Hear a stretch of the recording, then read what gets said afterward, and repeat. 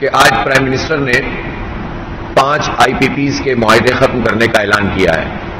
میں اسے پہلی بڑی کامیابی پاکستان کے عوام کی سمجھتا ہوں، اور خاص طور پر جماعت اسلامی کے جو بڑے پیمانے پر حق و عوام کو تحریک لے کر چل رہی ہے. ہم نے اس کے لیے احتجاج بھی کیا، دھرنے بھی دیے، راولپنڈی میں 14 دن کا دھرنا دیا اور حکومت سے ایک معاہدہ کیا. اس معاہدے میں یہ بات شامل تھی کہ جو ٹاسک فورس پرائم منسٹر نے بنائی ہے 1 مہینے کے اندر اندر اس کی رپورٹ آئے اور اقدامات کیے جائیں. اس عمل میں تاخیر ہوئی ہے، لیکن ہم بہرحال اس پیش رفت پہ بھی اس کا خیر مقدم کرتے ہیں، لیکن ساتھ میں یہ بات کہتے ہیں کہ اگر 411 ارب روپے قومی خزانے میں آئیں گے اور 60 ارب روپے وزیر اعظم کہہ رہے ہیں کہ یہ بجلی کے صارفین پر اس کو منتقل کیا جائے گا اس فائدے کو، تو میرا مطالبہ یہ ہے کہ کیپیسٹی پیمنٹ کی مد میں جو رقم بھی بچ رہی ہے اس کو پورا کا پورا بجلی کے بلوں میں کمی کی صورت میں فوری طور پر شامل کیا جائے، اور یہی بات ہمارے معاہدے میں بھی موجود ہے. لہذا جو بھی امپیکٹ قومی خزانے میں آ رہا ہے یہ 5 IPPs کے بند ہونے کا، اس کو پاکستان کے عوام کو ملنا چاہیے جو پہلے ہی ناجائز طریقے سے جو بل ان سے وصول کیے گئے ہیں وہ دے چکے ہیں. جو بل اس وقت پاکستان کے عوام جمع کرا رہے ہیں یہ جائز بل نہیں ہے، اس لیے کہ اس میں کیپیسٹی پیمنٹ کا مطلب یہ ہے کہ جو بجلی بن ہی نہیں رہی، خرچ ہونا تو بات کی بات ہے، جو بن ہی نہیں رہی اس کے پیسے بھی ٹیک اور پے معاہدے کے مطابق پاکستان کی عوام دیتے ہیں، اور پاکستان کے عوام ناجائز ٹیکسوں کی صورت میں اور فی یونٹ قیمت کی صورت میں دیتے ہیں. جو لاگت ہے اس کا ایوریج اگر نکالا جائے، اور وہ پلانٹ کے جو کم فیول کے اوپر چلتے ہیں یا ونڈ سے چلتے ہیں یا سولر سے چلتے ہیں اگر اور نیوکلیئر ہیں، اگر یہ والے پلانٹ صرف چلائے جائیں تو ہماری ضرورت پوری ہو جاتی ہے. ہمیں آئل اور مہنگی RLNG پہ پلانٹ چلانے کی ضرورت ہی نہیں ہے. تو جب ہماری ضرورت پوری ہو جاتی ہے تو یہ کاسٹ تو بہت تھوڑی سی ہے. یہ کاسٹ تو اگر ساری ایوریج نکال لیں ہائیڈل کی بھی اور سب کی تو یہ سب ملا کر 10-12 روپے سے زیادہ کی نہیں ہے. سب لگا لیں تو چلو 15 روپے ہو جائے گی فی یونٹ، لیکن آپ 77 روپے فی یونٹ چارج کر رہے ہیں، 62 روپے فی یونٹ چارج کر رہے ہیں، اور یہ اس لیے چارج کر رہے ہیں کہ ہزاروں ارب روپے آپ کیپیسٹی پیمنٹ میں ان IPPs کو دیتے ہیں کہ جن سے آپ نے ناجائز قسم کے معاہدے کیے ہوئے تھے ٹیک اور پے کے، کہ بجلی بنے نہ بنے ہمیں پیسے دینے ہیں. تو لہذا ہم یہ سمجھتے ہیں کہ یہ 5 IPPs کے معاہدے منسوخ ہونا خوشائند ہے، لیکن اس کا فوری امپیکٹ اگلے مہینے کے اب جو کمنگ منتھ آ رہا ہے اس کے بل میں آنا چاہیے. اور ہماری احتجاجی تحریک جاری ہے. ہم اس پریشر کو جو عوام کا دباؤ ہے یہ حکمرانوں پہ ڈالے رکھیں گے تاکہ لوگوں کو مکمل ریلیف ملے. اور یہ تو ابھی سمجھ لیں کہ ابتدائی طور پر ایک چھوٹی سی چیز ہے کہ جو گورنمنٹ نے اس کا آج اعلان کیا ہے. ہم یہ بھی سمجھتے ہیں کہ جو اور بھی چیزیں ہیں، جاگیرداروں پر ٹیکس لگانے کا عمل ابھی تک مکمل نہیں ہوا. گورنمنٹ نے کہا تھا ہم اس پر صوبوں سے بات کر رہے ہیں اور ہم بڑے جاگیرداروں پر ٹیکس لگائیں گے. مربع سینکڑوں جو ہے وہ مربعوں کی اور سینکڑوں ایکڑ کی زمین رکھنے والے لوگ ایک پائی بھی نہیں دیتے، اور چھوٹے کسان کے اوپر ساری برائی ڈال دی جاتی ہے. تو اس لیے جاگیرداروں پر ٹیکس لگائیں، اور تنخواہ دار لوگوں کا جو یہ اس سال کا خاص طور پر ظالمانہ ٹیکس میں اضافہ تھا اس پورے ٹیرف کا، اس کو واپس لینا چاہیے.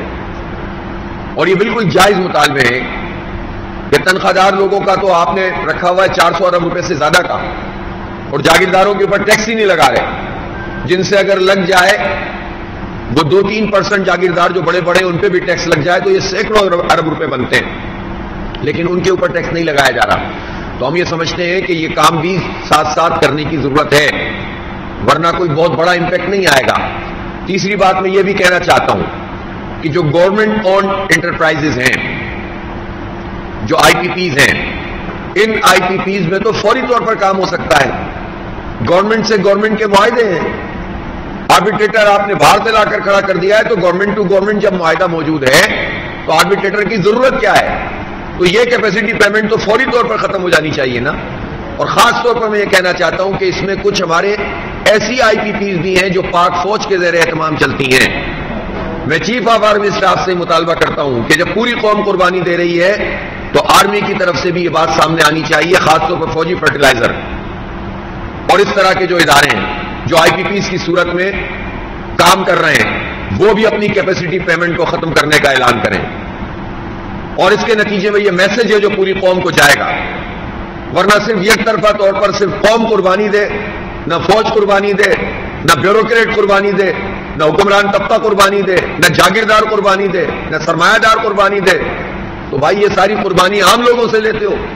اس لیے اس میں پیش رفت ہونی چاہیے، اور حکومت کو اور اسی طرح سے حکومت میں شامل جو ادارے ہیں ان کی بھی اگر آئی پی پیز ہیں تو وہ بھی ری نیگوشیٹ کریں، اور فوری طور پر اس کا فائدہ پاکستان کی قوم کو ہونا چاہیے.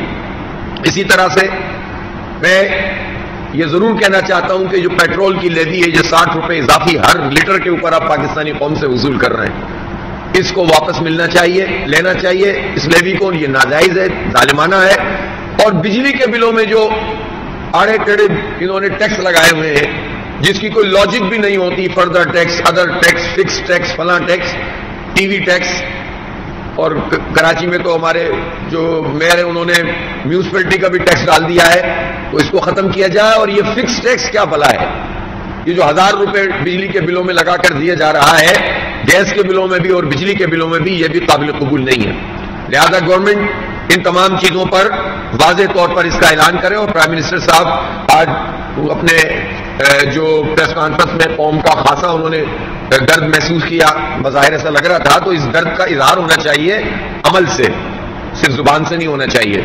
5 آئی پی پیز آٹے میں نمک کی طرح ہیں، لیکن بہرحال ہم اس کا ویلکم کرتے ہیں، خوشائند قرار دیتے ہیں، لیکن وہ فوری طور پر وہ سارے کام کریں کہ جس سے خاص طور پر ایک اور بات میں کہنا چاہتا ہوں. ان 5 آئی پی پیز میں ایک ہب کو پاور پلانٹ بھی ہے جس کا معاہدہ منسوخ ہوا ہے، لیکن اب اس کے اگر بورڈ آف ڈائریکٹر کی کوئی نئی میٹنگ ہو رہی ہے اور اس میں کوئی ایسی نیگوشیشن ہو رہی ہے کہ جس میں مزید اس کو کوئی فائدہ پہنچانے والی بات ہے تو اس کو بھی دیکھنا چاہیے.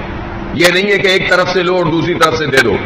ویسے بھی 2027 تک ان کا معاہدہ ویسے ہی ختم ہونا تھا، تو کوئی بہت بڑا کام نہیں ہوا ہے. یہ نہ ہو کہ پھر مزید ایسی اس طرح کی پارٹیوں کو مسلط کیا جائے. تو کوئی بھی نیا فیصلہ کرنے سے پہلے قوم کے سامنے چیز آنی چاہیے، ورنہ پھر یہ ایک دوسرے کو نوازنے کا عمل ہے. پھر ایک سوال یہ بھی پیدا ہوتا ہے کہ یہ معاہدے اگر منسوخ ہوئے ہیں تو ان معاہدوں میں کوئی خرابی ہے تو منسوخ ہوئے ہیں. اگر خرابی ہے تو اس کا ذمہ دار کون ہے؟ اس کا فارنزک آڈٹ ہونا چاہیے تاکہ پتہ چلے کہ کون کون سی حکومت اور اس حکومت میں شامل کون کون سے لوگ تھے جنہوں نے وہ معاہدے کیے جس نے پاکستان کی معیشت کی کمر توڑ دی ہے. اس لیے صرف یہ کہنے سے مسئلہ حل نہیں ہوگا کہ ہماری بات چیت جاری ہے، وہ بتایا جائے کہ وہ بات چیت جو سب سے پہلے ہوئی تھی وہ کس نے کی تھی اور کس نے یہ عذاب ہم پر مسلط کیا تھا. اسی طرح سے جو آئی پی پیز کو ٹیکس سے، انکم ٹیکس سے ایگزمپشن دی ہوئی ہے، اس ایگزمپشن کو، اس استثناء کو ختم کیا جائے. تنخواہ دار کا ٹیکس ختم کرنے کے لیے اور اس کا اضافہ بھی ختم کرنے کے لیے تیار نہیں ہے، اور بڑے بڑے مگرمچھوں کے انکم ٹیکس معاف کیے ہوئے ہیں.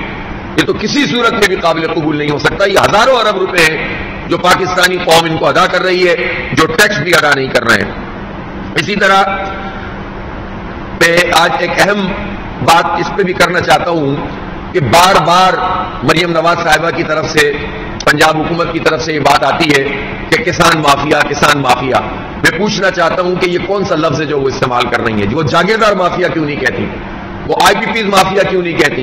وہ شوگر مافیا کیوں نہیں کہتی جس کے 2.6 ارب روپے نواز شریف کی جو شریف فیملی ہے وہ نادہندہ ہے، لوگوں کو پیسے ادا نہیں کیے. وہ بتائیں نا ذرا، وہ کون سا مافیا ہے جو لوگوں کے پیسے نہیں دیتا، کسانوں کے گنے کے پیسے نہیں دے رہے اور لائبلٹیز رکھی ہوئی ہیں. آپ چونکہ حکومت میں ہیں اس لیے آپ سے کوئی پوچھ نہیں سکتا، قرضے معاف کرواتے ہیں، یہ ساری چیزیں اس میں لائبلٹیز میں شامل ہیں. اور بینک بھی کہتے ہیں کہ چلو اب تو مل ہی نہیں سکتے یہ پیسے، اب چھوڑ دو. رپورٹیں چل رہی ہیں ٹی وی میں، وضاحت کریں. شریف فیملی کم از کم اپنی تو وضاحت کرے کہ یہ رپورٹیں غلط ہیں تو بتائیں کیا صحیح کیا ہے. تو اس لیے ہم یہ کہنا چاہتے ہیں کہ یہ جو لفظ ہے کسان مافیا، یہ ایک ذہن کی عکاسی کرتا ہے. یہ جاگیرداروں کو پروٹیکشن فراہم کرتا ہے، شوگر مافیا کو پروٹیکشن فراہم کرتا ہے، اور کسانوں کے ساتھ برا سلوک کرتا ہے. کیسے؟ ایسے کہ جب گندم کسانوں نے لگائی اور بہت بڑے پیمانے پہ لگائی اور اعلان کیا انہوں نے کہ 3900 روپے من اس کی قیمت ہوگی، اور بعد میں حکومت اس بات سے مکر گئی، اس سے بڑھ کر کوئی بددیانتی اور خیانت نہیں ہو سکتی کہ حکومتی سطح پر اعلان اور واپس لے لیں آپ. اور پھر اس کے بعد برا حال ہو گیا چھوٹے کاشتکاروں کا. بڑے تو پھر بھی سروائیو کر جاتے ہیں, چھوٹے کاشتکار رل جاتے ہیں. اور اب صورتحال یہ ہے کہ 50% کپاس کی جو کاشت ہے وہ کم ہوئی ہے. یہ کرائسس پیدا ہوگا اور اس مرتبہ لوگ گندم لگانے کے لیے تیار نہیں ہو رہے. کیا کریں وہ بیچارے؟ چھوٹا کاشتکار کہاں جائے؟ 5,000 روپے 4,500 روپے کی یوریا مل رہی ہے, 11,000 روپے تک ڈی اے پی کی قیمت چلی گئی ہے. اتنی مہنگائی, اور پھر آپ کہہ دیں کہ جناب ہم تو کسان کارڈ دے رہے ہیں. کتنوں کو دے رہے ہیں؟ کتنے لوگ ہیں جو ایپ یوز کر سکتے ہیں؟ اور آپ کیا دے رہے ہیں؟ آپ تو قرض دے رہے ہیں. آپ کون سی سبسڈی؟ یہ سبسڈی تھی جو آپ کو دینی تھی, اور آپ نے وہ سبسڈی نہیں دی, اور لوگ اس کے نتیجے میں ایک فوڈ کرائسس پیدا ہوگا. اس کے نتیجے میں جو ہمارا نیشنل فوڈ پالیسی ہوتی ہے جس میں پروٹیکٹ کیا جاتا ہے اس بات کو کہ غذائی قلت پیدا نہ ہو, ان اقدامات کے نتیجے میں اگلا جو 4-5-6 مہینے آئیں گے اس میں گندم کی کاشت کم ہوگی تو کرائسس پیدا ہوگا. پھر مافیا, پھر آئے گی مافیا جو حکومتوں میں شامل ہوتی ہے. کسان مافیا نہیں ہے, حکومت ہی مافیا ہے. پھر گندم امپورٹ کرے گی. یہ وہ مافیا ہے جب گندم وافر تھی تب اس نے امپورٹ کر لیا. اب تو یہ پاکستان کا بیڑا غرق کرنے کے لیے مافیا اکٹھی ہو جائے گی دوبارہ. تو اس لیے اس طرح کے الفاظ استعمال کرتے ہوئے سوچنا چاہیے. اپنا ذہن اور اس کے اندر جو موجود جو خرابیاں ہوتی ہیں ہر جگہ اس کو اگلتے نہیں ہیں, وہ اپنے پاس رکھیے. آپ عام لوگوں کے خلاف آپ کی یہی باتیں ہوتی ہیں, بڑے بڑے لوگوں کو آپ پروٹیکشن فراہم کرتے ہیں. یہ طریقہ ٹھیک نہیں ہے.